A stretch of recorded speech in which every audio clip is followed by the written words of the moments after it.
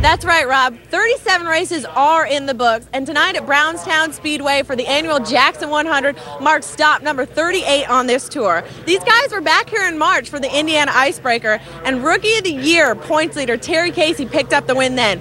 But just to show how tough some of these Lucas Oil races can be, Terry didn't even make the race here tonight. So a couple of drivers you might want to keep an eye on: defending race winner Matt Miller, and also three-time winner of this race, Don O'Neill. They're just a couple of the drivers all in the hunt to pick up the biggest. Down here with two-time winner and defending champion of this race, Jimmy Myers. You made it a pretty exciting one last year. Had a flat tire earlier on, came back and still took the win. Yeah, that was a pretty good race last year. We got the lead there about lap 60, and then we had a flat tire and thought our night was over with. Come in, put a new tire on, and luckily enough to get back up there, I think with 3-4 laps to go. So yeah, it's definitely one of the more of a memorable wins that I've had here. All right, well, open practice here on Thursday. You guys didn't end up coming. You know, you've won this race twice. You've got a good car under there. You just didn't feel the need?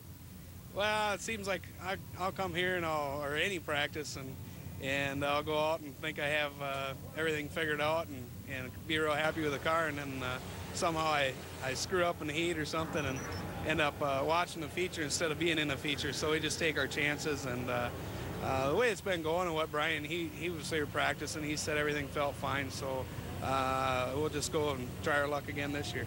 All right, well, Jimmy, gonna try and make a back-to-back wins here and maybe put this new chassis in victory lane.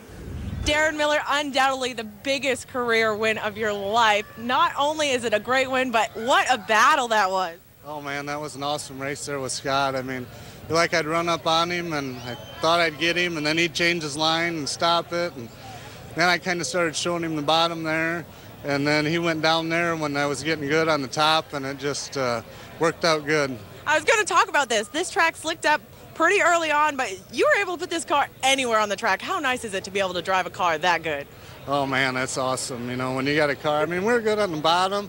I could go clear up there on that top. You know, I think that's what let us win the race, because I could get him to go one place and then go somewhere else. So. All right. Well, Darren Miller, congratulations again on your biggest career win this far. Thank you. You know who he is. You're right, Ken. Scott Bloomquist has won this race the last 3 years in a row, but these pits are packed tonight with the driver looking to start his own legacy.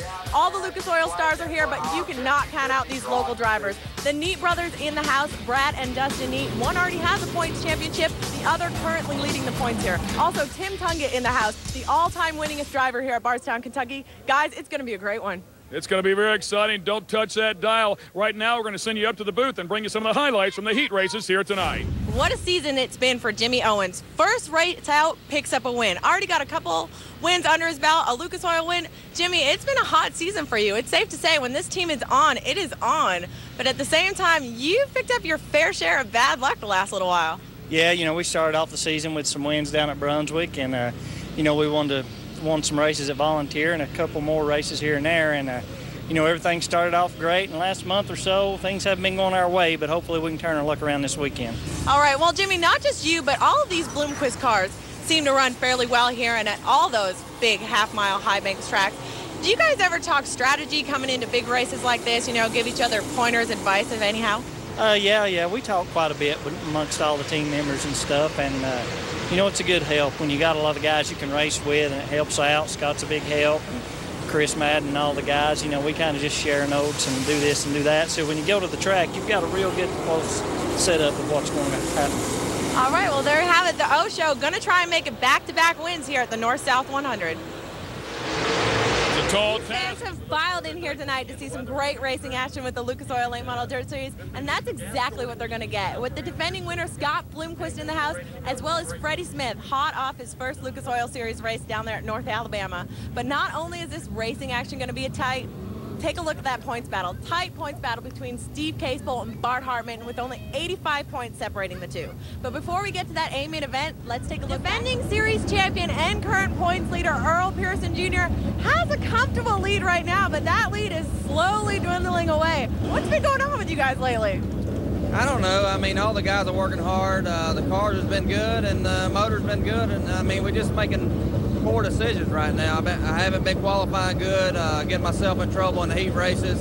and just trying to I guess, make things happen in the feature. So we've been changing a lot of things in the feature and just digging myself a hole. But like I say, the guys are doing an outstanding job, and this car we got out here tonight at Bardstown, we won a couple of shows with it, last month. So hoping we get things turned around tonight.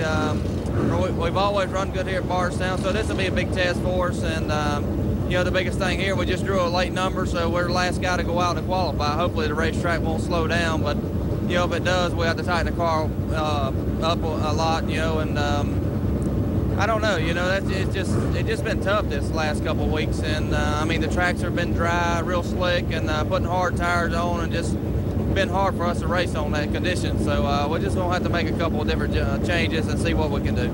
All right, well, Earl Pearson Jr. going to try and turn his luck around here tonight at Bardstown.